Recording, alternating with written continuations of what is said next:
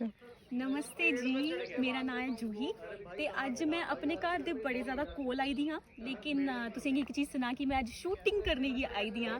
Well गाना तुसें गी मैं डिस्कलोज नहीं करना है क्योंकि बड़े अच्छे फेमस सिंगर साढ़े पंजाब दे सिंगर ने जिन्हें डोगरी गाना गाया है एंड बड़ी जल्दी वो गाना आने वाला है। उहदे आस्ते मैं फिल्म मतलब उस गाने की शूटिंग करने आस्ते मैं इत्थे आई दी हाँ। वैल अज तुसें मैं दिक्खेआ कि मैं पूरी डोगरी मतलब कपड़े च आई दी हाँ, पूरा अपना जियां साढ़ा ट्रेडिशनल ड्रैस होंदी ओहदे च मैं आई दी हाँ। ते सोचा नहीं आ कि भाई डोगरी गाना होना गै चाहिदा है, बिल्कुल होना चाहिदा है। ते अपना गै गीत सनागी ते गाना तुसें सारें गी पता है डोगरी और डोगरी दा मान रखियो। डोगरे ओ डोगरी दा मान रखियो, डोगरी ने पूरी पहचान रखियो।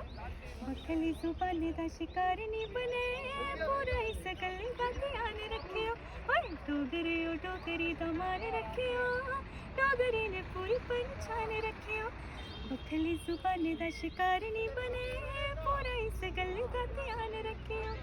मिठे जलेबी दे साई डोगरी, मिसरी ते मक्खन मलाई डोगरी। यार बनो दी जिया चले ठंडी पा, रोसिए तारे चाय डोगरी। थारे थारे दौन जान रखियो, पूरा इस गल्ले दा ध्यान रखियो। डोगरे ओ डोगरी दा मान रखियो, डोगरी ने पूरी पहचान रखियो। बखली जुबानी दा शिकार नहीं बने, पूरा इस गल्ले दा ध्यान रखियो। वैसे तुसें गी ये गाना बड़ा ज़्यादा पसंद है तां करी मैं अज ये गीत गाया है। ते उप्परों मैं पूरे मतलब ट्रेडिशनल कपड़े च मतलब आई दी अज। ते तुसें गी कैसा लग्गेआ मेरा गाना ते कन्नै मेरी ड्रेस ज़रूर मिगी कमेंट च दस्सना तुसें। Thank you.